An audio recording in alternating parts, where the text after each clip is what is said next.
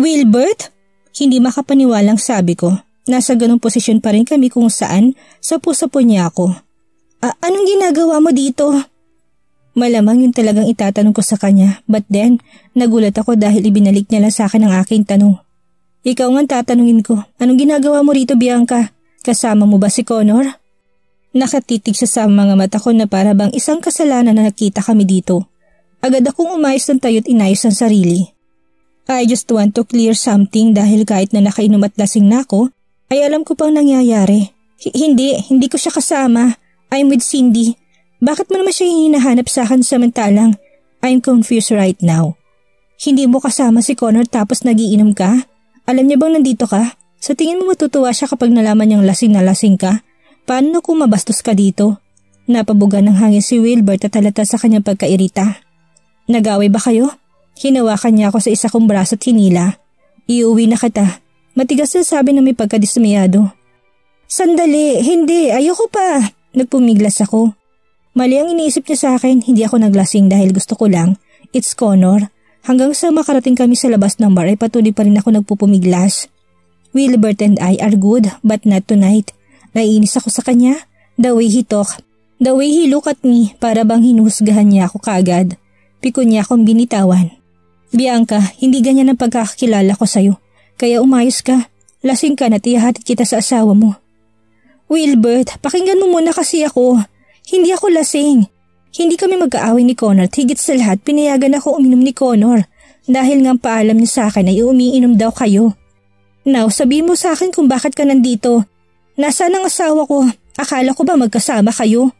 May parang isang matulis na bagay ang nakasaksak ngayon sa dibdib ko dahil parang hindi naintindihan ni Wilbert ang sinasabi ko and it kills me. Dito pa lang ay nalaman ko nang nagsisinungaling si Connor. Sinabi niya yun? Obvious na hindi kasama ni Wilbert ang asawa ko ngayon at maliwanag rin na wala siyang kaalam-alam na dinadahilan siya ni Connor sa akin para makaalis gabi-gabi. Dito na ako tuluyang sumabog. Bigla na lang ako napaiyak sa harapan ni Wilbert. Nung isang araw, nasaan kayo? Saka nung isa-isa pang araw at nung makalawa, nasaan kayo noon? Ayokong tumingin kay Wilbert dahil sa mukha pa lang niya ay malalaman ko na ang sagot kaya sumandala na ako sa pader at yumukot naghihintay ng sagot niya na magkasama nga sila. Bianca, I think hindi malaman ni Wilbert ang isasagot niya sa akin dahil hindi nga sila magkasama. I break down on my knees. Alam kong pinagtitinginan na ako ng mga dumadaang tao pero hindi ko mapigilan ang emosyon ko sa natuklasan. Connor is lying to me and I don't know the reason why. Niyakap ako ni Wilbert ng mahigpit. I know because to comfort. But then, isang malakas na sampalang ginawa ko sa kanya't pagkatapos ay natatakbo ako pabalik kay Cindy. Siyang napagbuntunan ko ng galit at inis kaya alam kong magagalit na yung tao na yun sa akin. Alam kong wala siyang kasalanan pero inis na inis ako dahil hindi man lang siya nagsinungaling. Sana sinabi niya na lang na oo magkasama sila noong mga nakarang araw para tapos na sana yung usapan para hindi na rin ako nasasaktan pa. Pagdating ko sa table namin ni Cindy ay nadatan ko siyang nakadukduk na. Ang taong inaasahan kong dadami sa akin sana ay lasing na't payapang natutulog na. Kaya naman ako na lang ang umbos ng mga natitirang alak sa lamesa. Maglalasing ako ng malala para bukas ay hindi ko na maalala na ito palang si Connor ay nagsisinungaling sa akin. Concern lang naman si Wilbert pero sampal pang inabot niya mula kay Bianca. Himbis na magalit siya rito ay naawa pa siya dahil hindi niya ito sinasadyang masaktan. Hindi naman kasi alam ni Wilbert na siya pala ang dinadahilan ni Connor sa asawa, which is hindi naman. At hindi niya intensyong masaktan si Bianca dahil nalaman nitong nagsisinungaling si Connor. Connor and Wilbert are very good friends and also business partner. Malaki na itutulong nila sa kanya-kanya nilang negosyo kaya naman ganun na lang ang malasakitan nila sa isa't isa. Kagaya ngayon, hindi makauwi si Wilbert dahil inaalala niya si Bianca. Sobrang draggy na ito dahil sa tama ng alak at kung walang susubaybay ay hindi malayong mabastos to. Nakatingin lang mula sa malayo si Wilbert. Binabantayan niya mga kilos ni Bianca o kung sino man na magtatangkang lumapit sa lamesang iniinuman nito. And at the same time ay sinusubukan niyang kontakin si Connor upang ipaalam na lasing na't kailangan ng umuwi ng kanyang asawa. Several attempt ang ginawa ni Wilbert ngunit ring lang ng ring ang phone ni Connor. Nang sumagot naman ito'y kakaibang tunog ang narinig ni Wilbert mula sa kabilang linya. Tunog na parang may ginagawang milagro at kung hindi siya nagkakamali ay ungol ng babaeng naririnig niya. Kahit maging si Wilbert na lalaki hindi natagalan ng kanyang mga narinig. Shit, may babae si Connor? Mura niya sa hangin. Hindi niya mapaniwalaan na magagawa ito ng kaibigan, lalo na at palaging itong sinasabing mahal na mahal niya si Bianca. Sobrang disappointed si Wilbert sa kanyang nalaman, pero hindi na para sabihin pa ito kay Bianca. For him, ang tanging tulong na magagawa niya sa ngayon ay uwi ng ligtas si Bianca. Nang pupuntahan na niya si Bianca ay sakto namang may isang pamilyar na mukha siyang nakitang lumapit kay Bianca. Si Warren, ang lalaking may malaking pagkagusto kay Bianca at hindi alam ni Wilbert ang tungkol sa bagay na yun. Kaya naman nilapitan niyang dalawa na kasalukuyang nagtatalo. Lasing na si Bianca, kaya pagpasensyahan mo na. Ako nga kanina sinampal Pagbibida pa ni Wilbert. Oo, sanay na ako sa kanya. Maaoy talaga siya kapag nakakainom. Nasaan ba si Connor? Tanong ni Warren kay Wilbert, kunwari kaswal lang. Hindi ko rin alam. Sinusubukan kong tawagan pero hindi sumasagot. Hindi nga ako nakauwi dahil inaalala ko si Bianca at itong kasama niya. Buti nandyan ka pala. So paano, ikaw na bang maghahatid sa kanila? Tanong ni Wilbert. He thought na malapit talagang magkaibigan si Warren at Bianca, kaya kampante siyang iwanan na ang dalawa. Wait Wilbert, ikaw na maghatid kay Cindy at ako na lang maghahatid kay Bianca. Alam mo naman si Connor, ingat na ingat sa asawa niya. Si Bianca naman ay nasa gilid dahil sa sobrang kalasingan.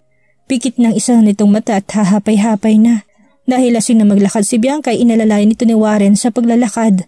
Tuwang sila ni Wilbert hanggang sa may isakay nito sa kotse ni Warren. Sakala niya binalikan si Cindy at binuhat na ito patungo sa kotse niya. Kampanting pinandar ni Wilbert ang sasakyan at iniisip niya na sa mabuting kamay si Bianca at makakauwi ito ng ligtas. Yun nga lang ay may kung ano sa puso niyang nag-aalala pa rin. Kawawa naman si Bianca. Akala ko'y mahal talaga siya ni Connor. Tsk! Iiling-iling na sabi ni Wilbert sa hangin. Connor's POV. Sino ba naman ang asawang makakahinga ng maluwag kapag ganitong nakikita mong malungkot ang asawa mo? Ang kalungkutan ng asawa ko'y alam kong hindi dahil sa nagkukulang ako o hindi na masayang relasyon namin. I never failed by doing that. Alam kong bilang babae nagtataka na siya sa gabi-gabi kong pag-alis. Marahil ay pinag-iisipan na niya ako na may ginagawang hindi maganda. It kills me when she's giving me a fake smile. Asawa ko siya at ramdam ko yon. But kailangan ko itong tiisin. The only wrong I do is I am lying. Kailangan ko magsinungaling para maisagawa ko yung plano ko para matapos ng problema namin at tuloy-tuloy na ang masayang pagsasama namin. Hanggat ginugulo kami ni Dorothy ay hindi ako makakampante lalo na't marami pala siyang masamang balak para kay Bianca. I won't let that happen. That's why I had to rule her. Hindi sapat ang pagganting ginawa ko kung hindi niya malalaman na hindi ako yung lalaking gumagalaw sa kanya gabi-gabi. Kung hindi ang utility at bodyguard ng hospital na mismong pangmamayari niya na tinanggal niya na walang dahilan. Hanggang ngayon kasi iniisip ni Dorothy na mahal ko pa rin siya kaya kailangan na niyang maliwanagan na hindi akong lalaki nagpapaligaya sa kanya gabi-gabi. At ngayon din niya malalaman na ito ng huling araw ng mga ilusyong siya dahil tapos na akong gumanti. Itatapon ko na siya na parang basura gaya ng ginawa niya sa akin noon.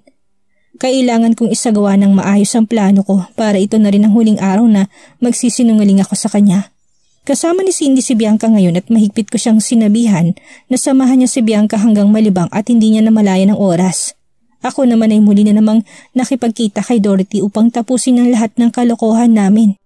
Nasusuka ako habang nagmamaneho papunta sa lugar na pinagkikitaan namin ni Dorothy. Thinking na kailangan ko makipaghalikan muli sa taong katulad niya para mapaniwala siya na ako yung taong sisiping sa kanya. I'm over with this. This would be the last. I promised. When I got there, napakatahimik ng lugar at para bang may anong kaba akong naramdaman pagkapasok ko pa lamang. I take a deep breath before I proceed at napahinto ako na makatanggap ako ng text mula kay Cindy na nagpaalam na kung maaari daw ba silang lumabas ni Bianca para uminom. Ayoko sanang pumayag kaya nga lang ay naisip ko na kung hindi ko sila papayagan ay mauwi ng maaga si Bianca at hihintayin niya na lang ako magdamag at mag-iisip. Hanggang sa hindi makatulog and so I replied yes to Cindy. Nagpatuloy ako sa paglalakad hanggang sa makapasok na nga ako sa kwarto. Patay ang ilaw kaya madilim. Ang isip ko'y nauna akong dumating kay Dorothy pero hindi pala. Ako itong na-surprise. Shit, hindi. Nang buksan kong ilaw ay nanginig ako sa nakita ko at para ba akong nanlumo. Alam na ni Dorothy, Sa isip-isip ko, hindi ako makakilos sa pagkagulat. Hindi ko maihakbang ang mga paa ko, nanlulumo ako. Para silang hayop na ginilitan. Walang konsensyang may kayang gumawa nito sa kanila. Naabutan ko lang naman ang guard at ang utility na kasabwat ko para babuhin si Dorothy nakaupo, nakatali sa upuan at naliligo na sa sarili nilang dugo. Wala na silang buhay at isa lang hinala kong gumawa sa kanila nito. Walang iba kung hindi si Dorothy. Halo-halong emosyong nararamdaman ko sa mga oras na ito. Nandun yung awa at pagkakonsensya dahil nadamay pa sila sa kawalang hiya ni Dorothy. Ako ito nagdala sa kanila sa kamatayan. Lalo lang pinatunayan ni Dorothy kung gaano siya kasama. Malamang ay alam na niya ng mga lalaking itong kasiping niya tuwing magtatagpo kami kaya ginantihan niya ito. Hindi ko na pala kailangang ipamukha sa kanya dahil alam niya na ang totoo. At ang pagpatay sa mga ito nagpapakita na hindi siya basta-basta. Nakaramdam ako ng pagkabahala. Baliw na ang babaeng ito at marami pa siyang maaring gawin na kahit kailan ay hindi ko maiisip na magagawa niya. Nababahala ako dahil bigla ko naisip si Bianca at hindi ko siya kasama sa mga oras na ito. Wala ako sa tabi niya para protektahan siya. Baka may gawin sa kanya si Dorothy, sa isip-isip ko. Isipin ko pa lang na may mangyayaring masama kay Bianca ay naiiyak na ako sa galit. Dorothy, hayop ka. Lumabas ka dyan. Alam kong nandito ka lang kaya harapin mo ako. Tapusin na natin ang mga kalokohan mo. Sigaw ko. Walang sumasagot sa akin. Walang Dorothing lumitaw kaya naisip ko na lisanin na lang ang lugar na ito at puntahan si Bianca. I was about to run away na maramdaman kong may pumalo sa ulo ko gamit ang isang matigas na bagay at dito na ako biglang nawalan ng malay. Bianca, mag-iingat ka. Huling salitang nabitawan ko. Dorothy's POV. Sobrang saya ko dahil sa wakas ay may nangyari muli sa amin ni Connor. Sa wakas ay may dahilan na ako para agawin siya kay Bianca at magsama kaming muli. What we have did in bed is so amazing. Ginabi-gabi namin ni Connor ang pagsisiping thinking na na-miss niya talaga ako sa kama, na may nararamdaman pa siya sa akin. Isang kahangalan lamang palang iniisip kong attracted pa sa akin si Connor nang madiscover kong pinaglalaroan niya lang pala ako at pinapaikot. Paniwalang-paniwala ako sa lahat na nangyayari sa amin dahil habang naka-blindfold ako ay boses niyang naririnig ko. He is moaning my name sexily, that is why I thought na tunay nga siyang nasasarapan. On our second night, nauna akong dumating sa tagpuan namin. I set up a camera to record what he is doing to me. Bakit ang sarap? Ang mali ko lang hindi ko kaagad pinanood yon dahil masyado akong naging busy sa pag-aayos sa sarili ko para magustuhan niya ako muli. Ang tanga ko dahil ilang gabi pang pinalipas ko bago ko nalaman ang totoo. I found what's going on when I watched the video. Halos mandiri ako sa sarili ko na mapanood kong video namin. Ako mismo nag-record noon kaya sukang-suko ako. Pinaka-treasure ko pa yon palay puro pang bababoy lang sa akin ang naruroon. To heck is with you, Connor. To heck is with you, Dorothy. Mangiyak-ngiyak na sabi ko sa sobrang galit habang pinandidirihan ang sarili ko. Sa kabila pala ng mga malalakas kong ungol ay ibang tao pala nagpapaligaya sa akin gabi-gabi. Or should I say, mga... Kaya pala gusto niya na naka-blindfold ako ay dahil pasimple na pala niya akong binababoy nang hindi ko nalalaman. Pinagmukha niya akong tanga. I thought we were okay. How he come to this far? Paano niya ako nagawang babuyin? Kilala ko mga lalaking bumaboy sa akin at sukang-suka ako habang nakikita kong sarap na sarap sila sa katawan ko. Itong si Connor ay maliwanag na ginagago ako. I cried with so much hatred. Papatayin ko sila. Hindi makataong ginawa sa akin ni Connor kaya humanda siya sa pagganti ko. I am Dorothy. Hindi ako makakarating sa rurok kung naging mahina ako noon. Humanda ka, Connor. Sakto rin at may schedule kami ni Connor ng pagkikita ngayon. Hindi ko na patatagalin ang paghihiganti ko dahil galit na galit talaga ako sa mga ginawa sa akin ni Connor. Siguro, tuwang-tuwa siya dahil akala niya nakaganti na siya sa mga kasalanang ginawa ko sa kanya. Nagkakamali siya. Kung ganitong larong gusto niya, pues, ibibigay ko sa kanya. Una kong ginantihan ng mga lalaking ginamit niya para babuyin ako. I know them, kaya basic lang sa akin ang dukutin sila at patayin. Nagawa ko yun ng walang kahirap-hirap. Pinapatay ko sila sa mismong tagpuan namin ni Connor at malamang ay magugulat ng gusto ang dati kong asawa. Inutusan ko rin ng mga tao ko na dukutin si Connor dahil ang gusto ko'y ako nang tatapos mismo sa kanyang buhay. Walang ni isa sa amin ang magiging masaya unless he say sorry to me. Baliw na kung baliw pero kaya ko pa rin siyang patawarin. Yes, Hindi naman bago sa akin na makipagtalik sa kung kani-kaninong lalaki. Ang nakakainis lang ay hindi ako nakipagtalik sa mababang uri ng lalaki. Like to a guard and the utility. Ew! Dinala sa akin si Connor nang wala ng malay. Nandito kami ngayon sa bago kong biling bahay at nandito siya ngayon nakahiga sa kama't katabi ko. Ang walang muwang na si Connor. Habang iniisip ko kung anong pwede kong gawin sa kanya ay biglang tumunog ang cellphone sa kanyang bulsa. Agad kong kinuha yon ngunit hindi ko sinagot ang tawag dahil hindi naman importante ang tumatawag. But then, nang mabasa kong text ni Wilbert ay napangiti ako ng nakakaloko. Dahil kasama niya pala si Bianca at ayon din kay Wilbert ay lasing na lasing daw ito. Kaya naman dali-dali kong tinawagan si Warren upang papuntahan si Bianca. This is the perfect time to bring her in bed. Samantalahin mong pagkakataon na wala siyang bantay. Pagsamantalahan mo siya dahil malapit na siyang maging sayo. Okay, that's good news. Sakto, malapit lang ako sa lugar niya. Good luck. Everything is falling to places. Kasama ko si Connor at si Bianca ay si Warren ang bahala. Samantala, ewan ko ba kung anong nasa isip ko noon para lokohin ang asawa ko si Connor. He almost had everything pero nagawa ko pang iwanan siya. Habang pinagmamasdan ko siya'y nawawalang galit ko't lalo akong nahuhumaling sa kagapuhan niya.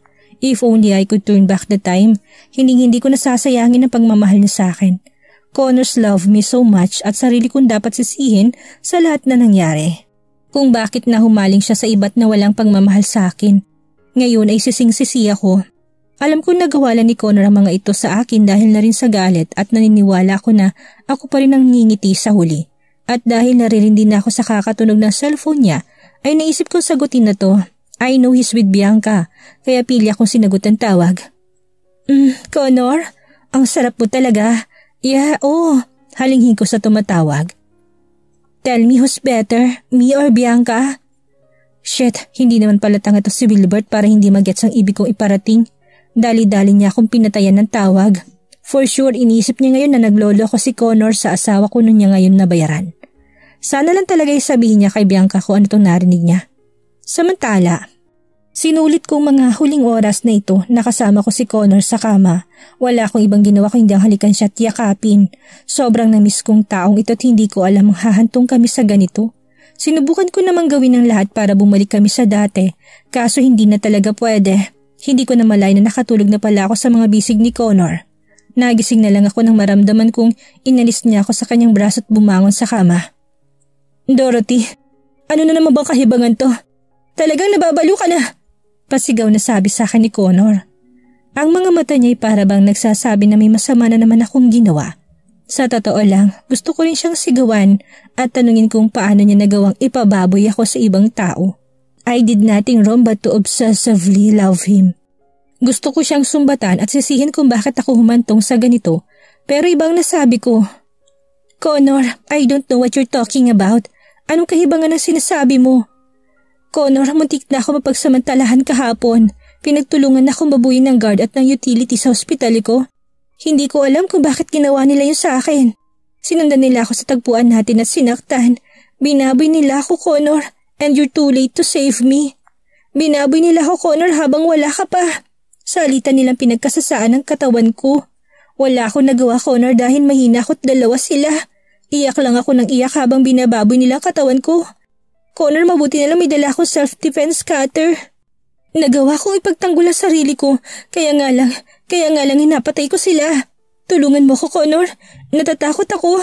Ayaw ko makulong. Itong mga salitang lumabas sa bibig ko. Sa kanya ko ibinalik ang pagka-guilty, a reverse card, para hindi niya isipin na alam ko na ang lahat kung bakit namatay yung dalawa, para isipin niya na mali ang ginawa niya. Is that true? Ginawa nila sa'yo yun? Tila hindi makapaniwala si Connor. Then who hit me? Dito na ako natahimik. Hindi ko alam ang isasagot sa kanya. Yun ang hindi ko alam, Connor, dahil noong mga time siguro na yun ay nakalabas na ako para makahingi ng tulong. Bumalik ako sa lugar na yun kahit natatakot dahil nag-aalala ako sa'yo. Alam kong darating ka dahil may usapan nga tayo. Connor, I'm scared. What am gonna do? Ako na yung pinagsamantalahan. Ako pa ba yung makukulong? Yumakap ako kay Connor na kunwari takot na takot. Ayoko makulong, Connor. Gusto lang naman kitang makasama pero napahamak pa ako. Nandidiri ako sa sarili ko ngayon, Connor. Binaboy nila ako. Yumakap ako sa kanya ng mahigpit at binasa ng luha ang kanyang dibdib. Karma ko na siguro to dahil minsan ko nang naisip na ipababoy si Bianca dahil sa sobrang pagmamahal ko sa'yo. Pero hindi ko naman yun kayang gawin eh. It's just, I want to win you back, Connor. Ramdam ko sobrang naantig si Connor dahil yumakap siya pabalik sa akin. Sinubukan niya akong pakalmahin habang hinihimas niya likod ko. I'm so sorry, Dorothy. I'm sorry. Sincere na sabi niya. No, hindi mo kasalanan. It's just, I don't deserve this. Oo, marami akong kasalanan sa'yo pero hindi makataong nangyari sa akin, Connor. All I want is to be with you. Nakaw na oras na nga lang ganito pang nangyari. Ang gusto ko ipamukha kay Connor ay given man na marami siyang kasinungalingan na natuklasan sa akin pero hindi tama yung ginawa niya sa akin. Now, iniisip niya na wala pa rin akong alam kaya guilty siya. Don't worry, hindi kita pababayaan. Hindi ka makukulong, okay? Let's forget about this. Ano kaya mangyayari kay Bianca ngayon nasa kamay siya ni Warren? Napaikot na naman kaya ni Dorothy si Connor o nalalapit ng pagtatapos ng kasamaan ni Dorothy? Yan ang ating aalamin sa susunod nating kabanata.